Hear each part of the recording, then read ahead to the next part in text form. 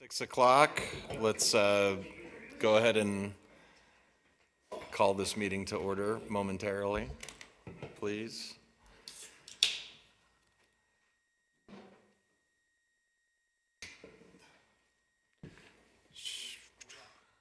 Let's see. Shall we start with the roll call? Sorry, Wendy. You guys, in honor of Kenny, we're having you do it yourselves. Okay. Whitney Beckham, present. Chris Gardner, present. Scott Freidenberger. John Middleton. Allison Linville. Toby Scott. Okay. Do we want to make any changes to the agenda tonight? No? Okay. Is there a motion to approve the minutes from May 18th? I will make a motion to approve the minutes from May 18th, 2023. I'll second that. All in favor? Aye. Motion approves unanimously. Are there any matters from the public that are not on tonight's agenda?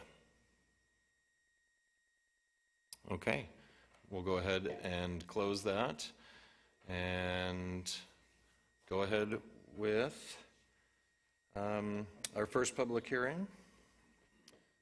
WZC 23-04, request by 1883 Silver LLC for a zone change from WCR to WR2. All right. Good evening. Thanks, Wendy. So the applicant is requesting a zone change consistent with the newly adopted Highway 93 South Corridor Plan in order to facilitate a future development. The property is undeveloped. It's located at 55 Headman Lane and currently has a zoning of WCR. The growth policy depicts the lot as urban, and the applicant is requesting WR2 as an appropriate zoning for urban. I've listed what the WR2 and the WCR zones are. The property totals about 2.5 acres and again is undeveloped with an urban land use designation. The property is surrounded by churches to the north and south and then undeveloped to the east and west. The property is served by all public services and facilities. We noticed adjacent landowners, advisory agencies, and published a legal in the paper. We did receive one letter yesterday, and that is up on the dais. I also emailed it out and put it on the shared folder. It's a letter from the Park Knoll Homeowners Association. They have concerns with the future location of Baker Avenue, which likely will not be on this property. Staff has met with the Park Knoll HOA, and Dave was at that meeting, and he could describe further what happened at that meeting. But that is the only letter we have received. We do review zone changes according to the criteria in the zoning regulations. This is made in accordance with the growth policy. Again, the land use designation was changed with the Highway 93 South Corridor Plan to urban designation, which has WLR, WR1, and WR2, and so WR2 is an appropriate zoning designation. Under securing from safety, panic, and other dangers, the property is served by a fire department and police department. The road that's out there does meet city standards, and any future development will have to meet city standards as well. Utilities are available to the property in Headman Lane, and it is included in our city's extension of services plan. Again, water and sewer in Headman Lane. Headman Lane currently is a private road and a utility easement which connects to Highway 93 South, which is a state maintained highway. The zoning designation includes setbacks and maximum building height and lot coverage, so any future development would have to comply with that.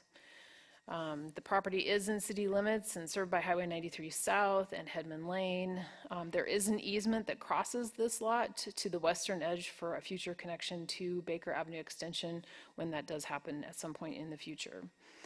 So traffic, non-motorized and motorized will be looked at the time of development, but again, there's no development plans at this point. The area is identified as urban in the future land use map, so this is promoting urban growth in this area. The rezone will facilitate some future residential housing development, which was consistent with the Highway 93 South Corridor Plan. WR2 will encourage the most appropriate use of land and is consistent again with the Highway 93 South Corridor Plan. So staff is recommending approval of the WR2. Can I answer any questions for you? Any questions for Wendy? Yeah, I have a question, Wendy. Go ahead, Scott. Regarding the letter from the Park Knoll HOA, and I know you just briefly touched on the Baker Avenue extension.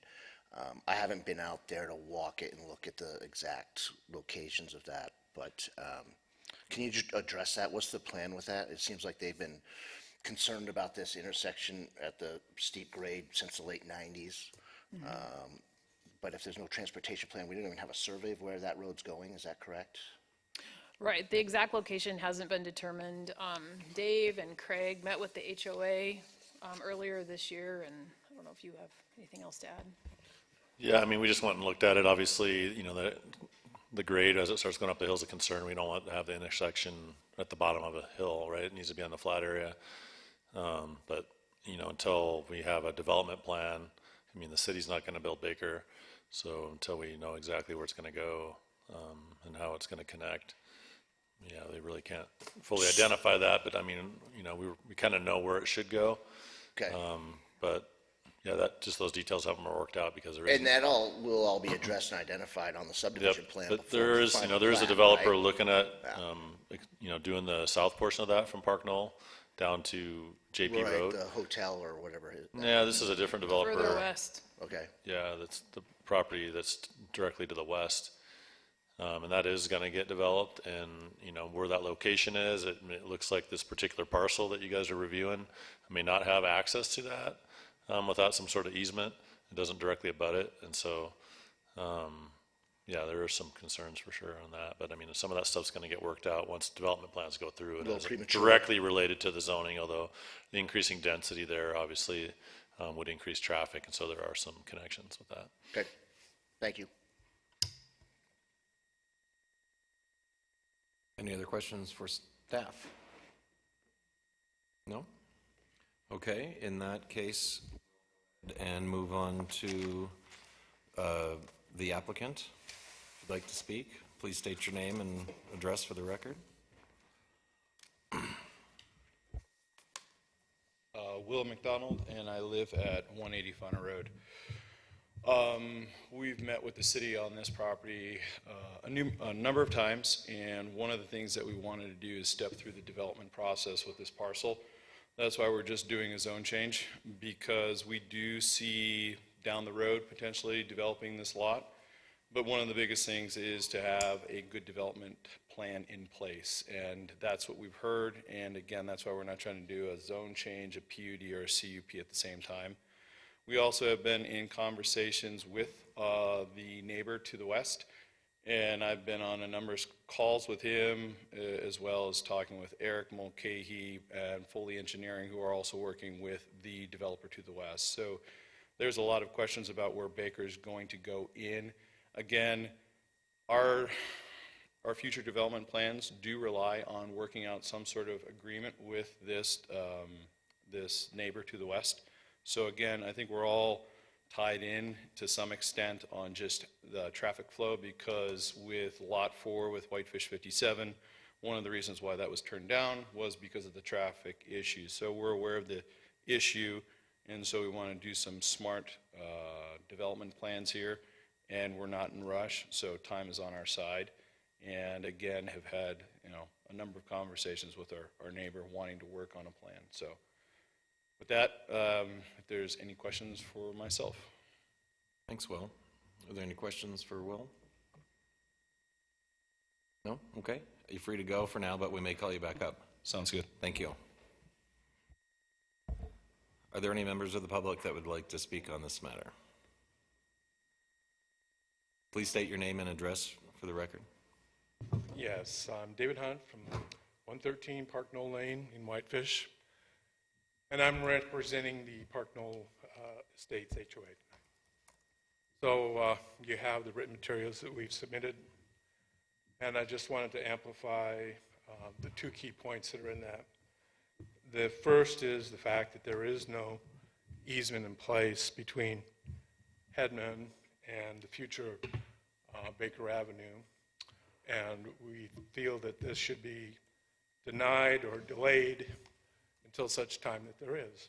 And if time is on their side and they're negotiating with the party to the west, it would seem appropriate to let those things play out before we get into more rezoning issues on this parcel. So that's the first issue we would like to put in place and see that that is denied or tabled until such time the easement's in place. And then, as you mentioned earlier in your remarks, that as far back as 1996, when the South Whitefish Neighborhood Plan was being created, our HOA has consistently raised concerns regarding the location of the future Baker Avenue intersection with our private road. And that location then, and in all subsequent transportation plans, including 1999, 2010, and 2020, has been depicted across our road at the bottom of that 13% grade hill. And despite regular plowing and graveling, it's unpredictably icy in the wintertime. So despite our concerns regarding that location, it's remained unchanged on all those transportation plans, and more importantly, it remains unsafe and unviable. We understand that all those plans are long range in nature, but right now, this issue is looking much more near to them with all the development going on surrounding us. So we feel that this issue should be recognized and addressed now before additional development is approved that could potentially take viable options off the table for that intersection. Our road has, in addition to the 13% grade that we talked about, it has a second grade of approximately 7% that's approximately at the midpoint between the Highway 93 and where our hill starts at the back.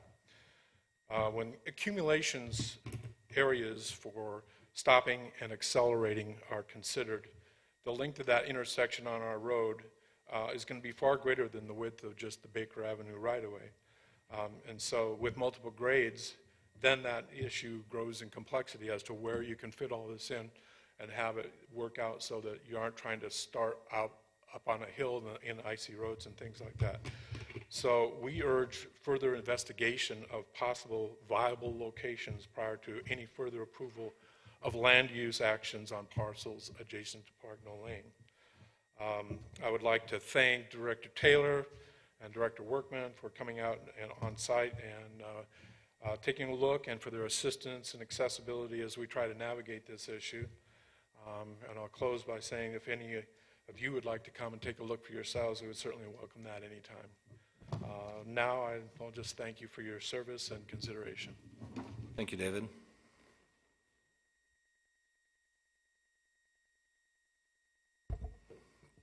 Comments from the board?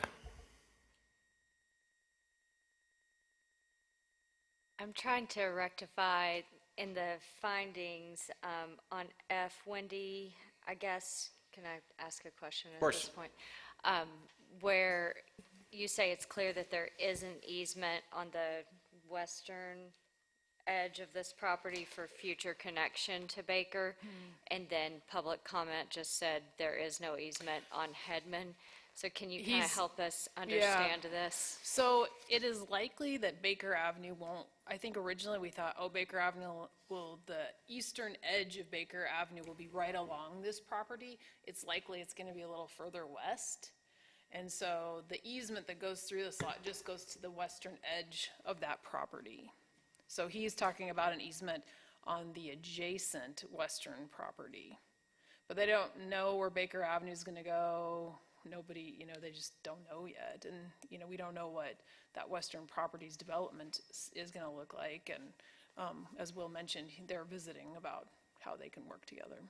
So for zoning change purposes, that's further into the future. And even though we want to hear the public and hear the applicant, and read the findings, that's not something that we can, at this point, even consider, really. Yeah, we can't add conditions to zone changes. Yeah, okay, thank you.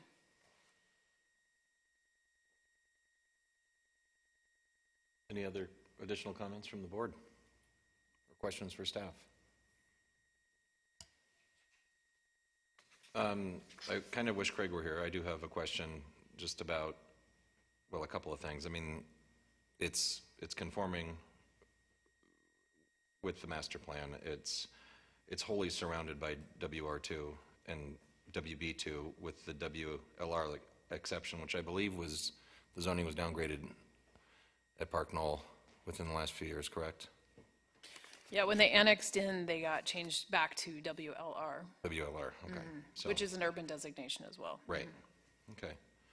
And it's impossible to say, as we've already determined, that where Baker Avenue is going to land, but in a conversation, I guess, in a meeting with Dave and Craig, it was determined that it would not, it's engineering-wise and practicality-wise, it's not feasible for it to land at that 13% grade at the bottom of the hill, is that correct? Yeah, I mean, you know, it's gonna have to be where it's flattest on that site, and so that's really gonna dictate where that road goes to. You know, we just don't know. I think, you know, basically north of Until there. it's developed to the north, It's right? private property. I think that's the Mormon church or whatever, who knows if and when that can develop. But Okay. obviously, you know, we're gonna have to figure that out, because it's gonna probably connect heading, you know, southward down to JP Road at some point, so. Okay. That's it from me, thank you. All right, I'll throw it to the board for a motion. I'll make a motion to approve WZC 23-04 as presented by the staff report.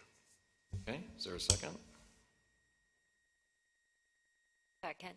Seconded by Whitney. All right, all in favor, raise your hand. Opposed? The motion passes unanimously.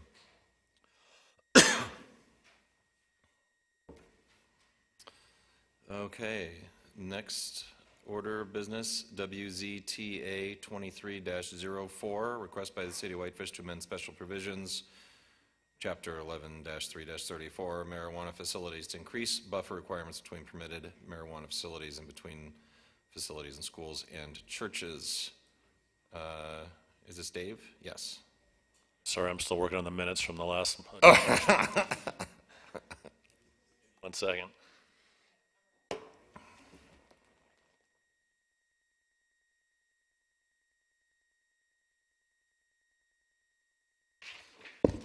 Alrighty. So, you guys probably remember a little over a year ago, we went through the process of changing our code so that marijuana facilities were legal within the city. There were some concerns that kind of came up through a couple of council work sessions with regard to how our marijuana codes address distancing requirements from schools and churches. When we adopted that, we defaulted to how the state of Montana Department of Revenue uses their distancing requirements, which basically was 500 feet, but it had to also be on the same street, addressed on the same street, and front doors had to be on the same street for something to not be able to be next to a school or a church. And so on February 21st, the council passed an interim zoning ordinance basically halting new marijuana dispensary permits. And then they asked us to sit down and have some work sessions with them, and we worked through the process and got some feedback from the council. And we suggested some changes that would basically eliminate those exceptions so that it would be a direct 500-foot distance between the front door or public entrance of each of those facilities. And then also changing the distancing within the WB3 zone, which was different from the other zones in town, the B1 and the B2, which had a 500-foot buffer, but there was a 150-foot buffer placed in the downtown zone. And so to make it consistent, the direction we got would be just to have a 500-foot buffer in all zones from front door to front door, so it'd be a circular distancing requirement or setback. And just after the staff report, there's a map that shows basically what that would look like. There's sort of red circles around the schools and the churches, and then green circles around the dispensaries. We basically eliminate most of the downtown from any additional new dispensaries. The ones that have been permitted are shown on there. There is some room out in the B2 and probably not in the B1 district, but to have one or two more. But it pretty much sets a limit on the number of dispensaries that can be within the city. And so pretty minor changes to the code. We basically just take out a few words. So just basically say no marijuana facilities permitted from locales within 500 feet of a building used exclusively as a church or public school. A distance, measured in a straight line from the center of the nearest public entrance to the nearest public entrance of the marijuana facility. And then any existing ones obviously are grandfathered. They're not affected by this. If for some reason they lost their license or had to come back through the process, then they would not be grandfathered. But pretty simple change. Does, meet our zone change criteria. Be glad to try to answer any additional questions for you, but staff does recommend approval. Questions from the board? I have one. Are there any pending applications that if this were to be adopted, that would be prohibited from coming in? There are not. Okay, thank you.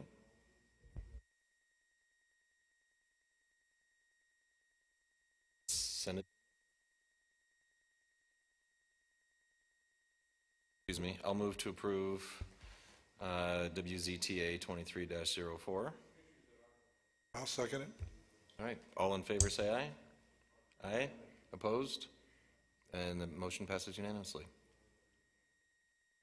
Okay, let's see. Any matters from the board? Yeah. Will everyone be available July 20th? I will not. No? I'm questionable myself. I don't know about Steve. I will not be here next week. I'm iffy, but I will know by early next week.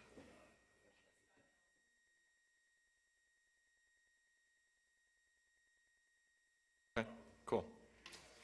And with that, I think we can adjourn.